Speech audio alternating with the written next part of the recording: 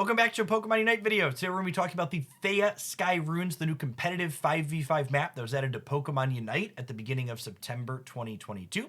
Well, the Sky Runes have a number of things that are familiar to those of us coming over from AOS Island. There's also a number of important things that are different. Today's video is going to be broken up into two parts. The first is we're going to walk through all of the wild Pokemon and objectives that spawn on the map at different points, and then I'm going to talk through my opinions on what you should be prioritizing for optimal gameplay based on the couple hundred of matches that I've played so far on this map and the few hundred more that I've watched other competitive players take a crack at as well. As always, I'd love to know your feedback in the comments down below. If you love something I pointed out, if you disagree with it, we're definitely all still learning a little bit as we get things optimized on here, and I'd love to learn more from you all as well. But for now, let's go ahead and dive on into what's going to be spawning when in the Theia Sky Runes.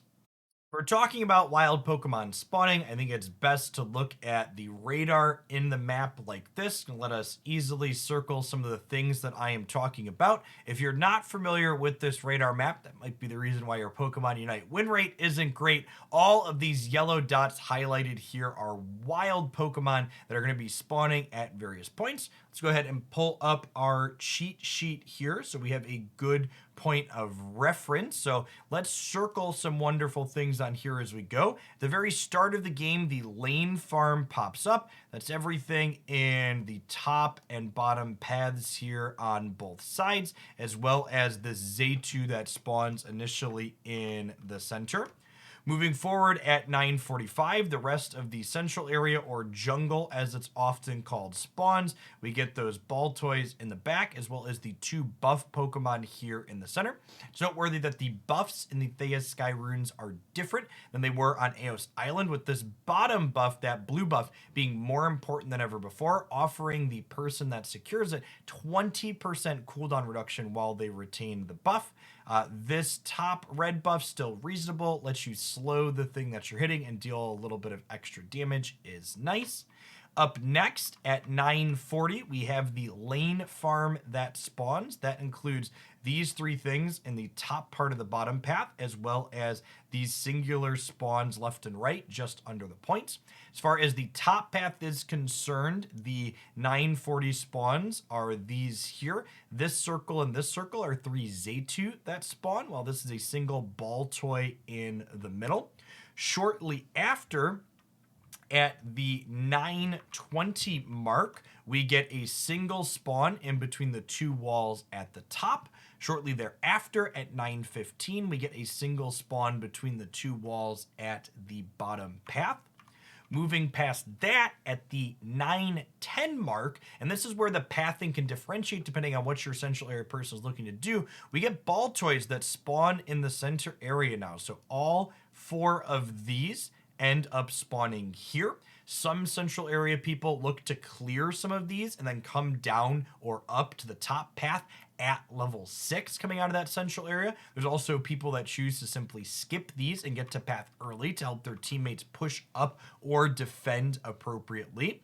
At the 9-minute and 10 mark, we get the back ball toys that spawn in the top and bottom path. In my experience so far, these tend to be a little bit of a trap. There's just so many wild Pokemon and other things to be doing on the map that I found I've really struggled to have time to clear this back Pokemon regardless of where I am and not be late for the most important thing that happens in the early game, and that is the birds and the Altaria that spawn in the top and the bottom path. So replacing Vespiquen and her Combees, there is a level 4 along with 3 level 2s that spawn. This is the first big contested farm on the map, both teams vying for those important last hits to gain experience and get ahead.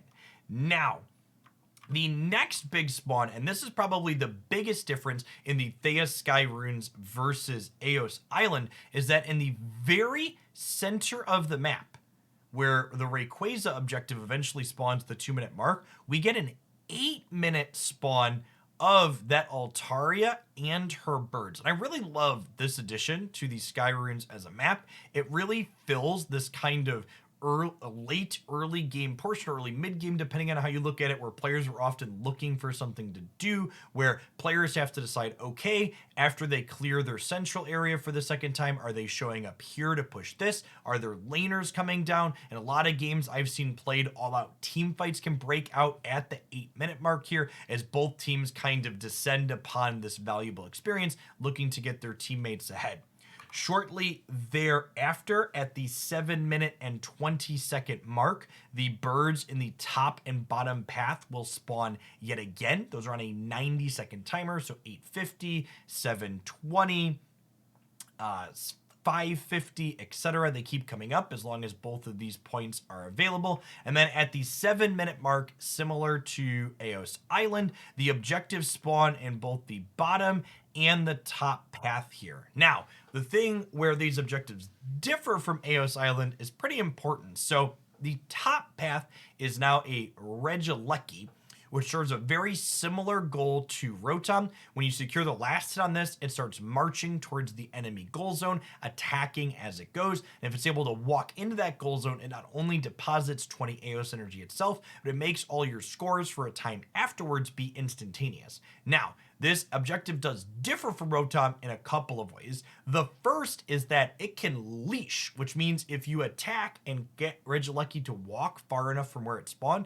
it resets not only its position, but also its health total. So that's something you need to watch when you're microing around it. The second is, you're going to need to be microing around this thing when you're knocking it out, because unlike Rotom, Regieleki hits hard. You cannot just walk up to these objectives and just start attacking them and expect to survive, especially if you're like level 6, 7, or 8. They are going to chew you up and spit you out. That being said, the extra damage that Regieleki is able of outputting also makes it a lot more powerful than Rotom was when it comes to pushing into an enemy goal zone. The bottom path still offers a small amount of experience. However, estimates put it at probably half the experience boost that Dreadnought was giving previously. And it's not just a static Pokemon that spawns there. So the bottom spawn is chosen at random from either Registeel, Regirock, or Regice. Regice, if you get it, in addition to giving a very small amount of global experience for your team, gives you a healing aura for a small amount that's honestly kind of so small it's negligible. Regirock, again, gives you a very minimal amount of global experience for your team, but then increases the defense and special defense of everybody on your team for a short while after. And then Registeel is commonly accepted as the best of these buffs currently. Again, very minimal amount of global experience, but then increases attack and special attack on your team for a little while afterwards. Every time the bottom objective spawns after it's been taken and it respawns, it chooses one of the 3 at random again. It is possible to get the same spawn multiple times in a row, so every time it's kind of true random, and you don't get a heads up of which Regie's going to be spawning in the bottom path until it inevitably pops up. One other thing that's important to note about these top and bottom objectives that differs in the Sky Runes compared to Eos Island is that you no longer see the health bar of these objectives if you do not have you or a teammate close enough to be in contact with it. You can see if those objectives are being attacked and if they're fighting someone, but if you don't have vision there, you don't get to know how close the objective is to being finished. This adds a neat dynamic to the map because, you know, it's hard to tell if it's just one person starting the objective or if the entire enemy team is there and they're ripping it off the map very, very quickly.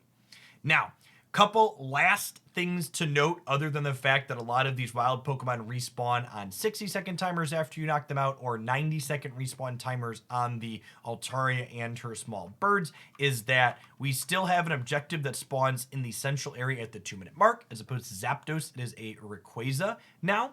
Something to note is when the 30-second spawn timer appears for Rayquaza in the center at the 2-minute and 30-second mark, any birds, Altarian friends here that are still remaining are actually just removed from the map. So if you're like mid-attacking them, they just disappear and you're not going to be able to knock them out and collect experience. Rayquaza is a really powerful objective, but not quite as game swingy as Zapdos was. So as opposed to Zapdos, who made the opponent's goal zones defenseless for a while, it lets you walk up and just dunk your energy in. Rayquaza gives your entire team a shield that lets you score faster and lets your scores not be disruptive. So it's kind of a combination goal getter score shield. And if you have multiple people standing on the point, your scoring increases just like normal. So you have to actually mount a push after securing the Rayquaza objective. And more importantly, your teammates have to be alive to get the bonus. So unlike a Zapdos, where if you like hero play and secure the last hit while the rest of your team is knocked out, all of your teammates that are unconscious will not get the Rayquaza bonus when that objective is taken off the board, meaning there's a lot more counterplay for the opposing team that doesn't get that objective to make a push and catch back up in points. Also worth noting is that similar to Regieleki in the top path and the Regis in the bottom path, Rayquaza hits way harder than Zapdos, and it's more durable than Zapdos was. So these team comp strategies of just flipping the center objective and hoping for the best not only work poorly because you don't get instantaneous scoring, you have to survive to actually dunk for a few moments with the shield, but the objective's also just way more durable and harder to take off the map. Now, for the next part, let's go ahead and dive right into talking about what I think is important and why at various points over the course of your Theia Sky Runes games. The number one question I get asked for an opinion on Theia Sky Runes is which of the two objectives that spawn between the top and the bottom path at the 7-minute mark are more important to focus on getting. Honestly, all of the bottom objectives have felt kind of middling to me. They don't give nearly as much experience as Dreadnought gives, but at the same time, if there's not a whole lot else going on, I think it's reasonable to put some effort in and clear them off the map. Similarly, the top objective, much like Rotom, Regieleki, does not offer that much value in my opinion if you haven't broken your opponent's top goal zone yet. Regieleki is not really doing something for you that you can't already do yourself with an organized push if you don't have this point broken already. So personally, I don't spend a lot of time prioritizing either objective compared to clearing wild Pokemon and just scoring goals and trying to take good team fights if my opponent's outside goal zone in the top path is unbroken. That being said, if you're able to get rid of this outside goal zone in the top path, I think Regieleki actually offers a lot of value. This secondary goal zone that becomes available when you break the top one is much harder to push. It provides more healing. Starting at the 5-minute mark, the opposing team's going to have a jump pad to launch themselves directly back up onto your head. And Regieleki actually hits really hard now, and it can be a beneficial ally for laying siege to this second goal zone. Another thing that's worth noting is that because Rayquaza, if you secure it at the end, doesn't guarantee you points the same way Zapdos used to, the amount of points you're able to put on the scoreboard early in this map really matters, and Regieleki is a valuable tool to helping you increase your scoring once you break this outside goal zone in the top path.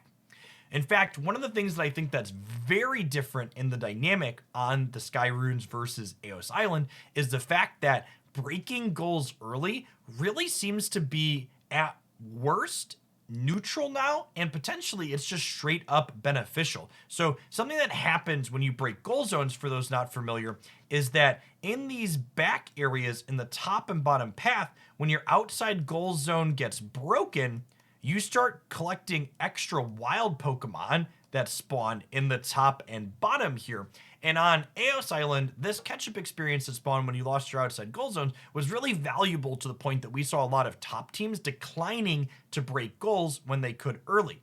That dynamic is different in the Sky Runes, it feels like, because of all of this extra experience that spawns in the central area. It feels like even if you break their outside goal zones and give them these extra wild Pokemon to be clearing, you as the team that is ahead still has plenty to be clearing thanks to the Altaria and other birds that are spawning in the central area here. And again, because the points that you score in the early game feel more meaningful in the late game, the way Rayquaza works, you are benefiting from getting points in early whenever possible. Speaking of Rayquaza and the late game, something that's very different on this map compared to Eos Island is the amount of entryways you have into the central area. On Eos Island, there were just single points of entry into the center on the left and right, and then you had the top and the bottom that were open similar to this, but here we have points here and here where players are able to come in. So it feels much more difficult to catch the entire team in a poor position.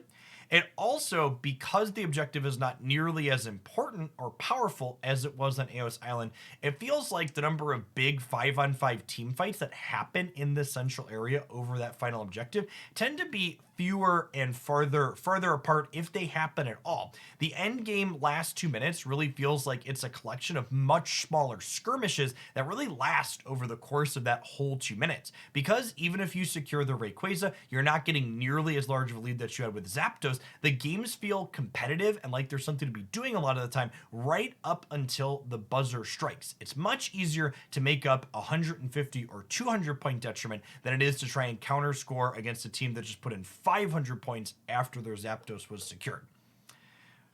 What do you think of my thoughts here? Has your macro and strategy been different than what I highlighted here? Let me know in the comments down below. How about when I covered all the wild Pokemon at the start? Did I miss something that was important in there? I'd be sure to know that if there's something that I'm not aware of, as well as to share it with other folks in a future video. As always, thanks for watching. And remember, if you enjoyed this video and the information inside of it, tap that like button and consider sharing it with a friend who enjoys some Pokemon Unite as well. As always, I'll be back tomorrow with another Unite highlight here on YouTube. Thanks for watching, folks.